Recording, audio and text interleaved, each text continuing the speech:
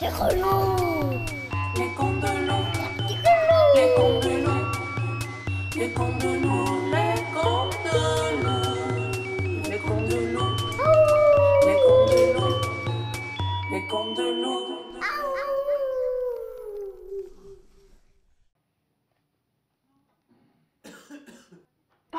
Vous êtes déjà arrivés? Ben, rentrez, rentrez, approchez. Oh, Princesse Eliane, bonjour. Oh, bonjour à toi, petit Jérôme tête de boulette. Seigneur Arthur, je vous salue. Toi aussi, Lou, mon frère de nom, comment ça va? Je t'ai pas oublié, ma belle Adèle. Bonjour. Je suis contente que vous soyez tous là. Je suis justement en train de regarder un beau livre. Il est sur la mer. Moi, je trouve ça très impressionnant, la mer. Avec des gros bateaux comme ça doit être excitant. L'histoire que je vous raconte aujourd'hui parle justement d'un grand marin qui est parti pour un grand voyage dans les profondeurs de la mer. Il s'agit de l'histoire d'Ulysse et son voyage. Au temps des Grecs vivait Ulysse, le roi d'Ithaque. C'était un homme vaillant et bon, mais aussi fier et curieux. Un jour, il dut aller combattre dans la guerre de Troie. Il prit le bateau un bon matin, armé de son courage et de son équipage, en laissant à Ithaque son fils et sa femme Pénélope. Cette dernière était bien triste, mais Ulysse devait aller combattre. Aussi, elle lui promit de l'attendre aussi longtemps que la guerre durerait. Pauvre Pénélope! Elle ignorait qu'Ulysse ne serait pas de retour avant 20 ans. La guerre qu'il mena aux Troyens dura 10 ans. Lorsqu'elle se termina, Ulysse voulut tout de suite reprendre la mer et retourner à Ithaque afin de revoir sa famille. Cependant, Poséidon, le dieu de la mer, était bien en colère contre lui et avait juré de rendre son retour impossible. Ulysse prit tout de même la mer avec son équipage. Les nuages ressemblaient à des moutons dans le ciel bleu et une petite brise soufflait juste dans la bonne direction. Ulysse, au devant de son bateau, le visage au vent, était bien heureux. « Ah! Dans 10 jours à peine, je serai de retour à la maison. » Cependant, Poséidon l'observait depuis le ciel. « Attention à toi, Ulysse !» Il prit alors de gros nuages noirs qu'il gardait cachés et les mit au-dessus du bateau. Puis, il frotta son trident sur les nuages et des éclairs sortirent des pointes. Poséidon les lança dans la mer autour du bateau. L'équipage eut bien peur. « Ulysse, c'est un bien gros orage qui s'en vient là. » Alors, Poséidon prit une grande inspiration. Et il souffla. Et souffla le plus fort qu'il put sur la mer, et il créa alors d'énormes vagues sur les eaux. Si ce n'eût été de la grande habileté de marin d'Ulysse, tout son équipage aurait coulé avec le bateau. Mais il sut si bien s'y prendre qu'après 2 jours à se battre contre les vagues géantes, ils purent accoster sur une île afin de se reposer. Ce qu'ils ne savaient pas, c'est que Poséidon les avait poussés sur l'île où vivait son fils Polyphème. Dès qu'ils touchèrent terre, l'orage cessa, les nuages se dissipèrent et le soleil sortit. Ulysse et son équipage trouvèrent une grotte dans laquelle ils crurent bon se reposer. Quand ils entrèrent, ils furent stupéfaits. Elle regorgeait de nourriture. Les hommes affamés se jetèrent sur les vivres et engloutirent le plus de fromage, de fruits et de pain qu'ils purent. Puis, ils s'endormirent, repus et fatigués. L'équipage avait été bien trop content de trouver à manger pour se soucier d'où cela provenait. Cependant, elle devait bien venir de quelque part. Le pain et le fromage ne poussent pas dans les grottes, et ils le découvrirent bien assez tôt. 1 heure plus tard, Polyphème rentra chez lui. Le problème, c'est que sa maison était justement cette grotte. L'autre problème, c'est que Polyphème était en fait un cyclope géant et cannibale. Polyphème était bien menaçant. Chacun de ses pas résonnait tel un tremblement de terre. Son visage était plein de verrues et de pustules. Son nez était énorme et dégoûtait comme un robinet qui fuit.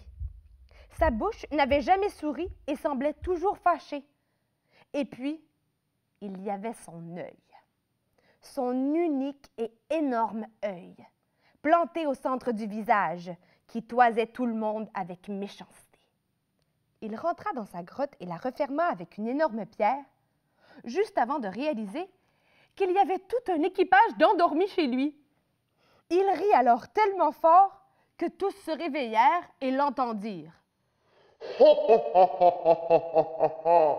Ma foi, elle est bien bonne. Je n'ai plus besoin de chasser maintenant.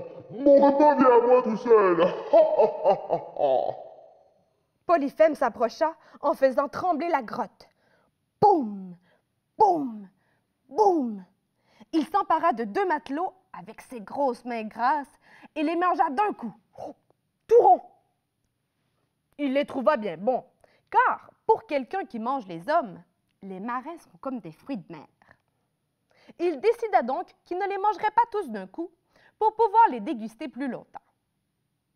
À chaque matin et à chaque soir, Polyphème mangeait 2 marins. Il les trempait dans le jus de citron ou dans le beurre fondu pour qu'ils soient encore meilleurs.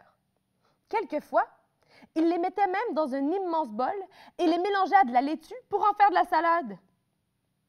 Ulysse se dit qu'il fallait agir, et vite, s'il voulait sauver le reste de ses hommes. Alors, il prépara un plan qu'il mit à exécution dès le lendemain. Après avoir déjeuné de 2 autres matelots tartinés de confiture aux fraises, Polyphème sortit de la grotte pour aller digérer, sans oublier de refermer l'entrée derrière lui. Dès qu'il fut parti, Ulysse commanda à ses hommes de prendre tous les raisins que le Cyclope avait dans son garde-manger et de les écraser avec leurs pieds dans une grande bassine pour en faire du vin. De son côté, il prit un gros tronc d'arbre qui traînait et le sculpta en pointe à l'une de ses extrémités. Quand Polyphème revint, à la fin de l'après-midi, il avait bien faim. Il voulut manger 2 de ses matelots comme à son habitude, mais Ulysse intervint. « Grand Polyphème, j'aimerais t'offrir un présent pour te remercier de ne pas nous avoir tous mangés d'un coup. Voici pour toi une grande bassine de vin délicieux, comme on sait en préparer en mon pays. » Polyphème y goûta et trouva que c'était vraiment très bon. Alors, il se mit la tête entière dans la bassine et but tout le vin d'un coup. Mais le vin enivre. Aussi, lorsqu'il se releva, la tête lui tournait beaucoup. Son œil faisait des zigzags de gauche à droite. Il tituba, puis alla se coucher dans un coin de la grotte et s'endormit très profondément. Alors, Ulysse ne perdit pas un moment. Il prit le tronc d'arbre, le leva bien haut et bang! Il le planta dans l'œil du Cyclope. Celui-ci se réveilla en criant de douleur. Aïe, aïe, aïe! Oh! Il voulut sortir pour demander de l'aide, mais dès qu'il ouvrit l'entrée de la grotte, Ulysse et ses hommes s'enfuirent le plus rapidement qu'ils purent.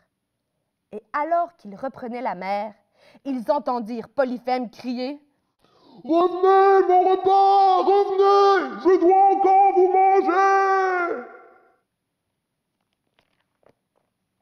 Poséidon, qui regardait toute la scène depuis le ciel, fut encore plus fâché.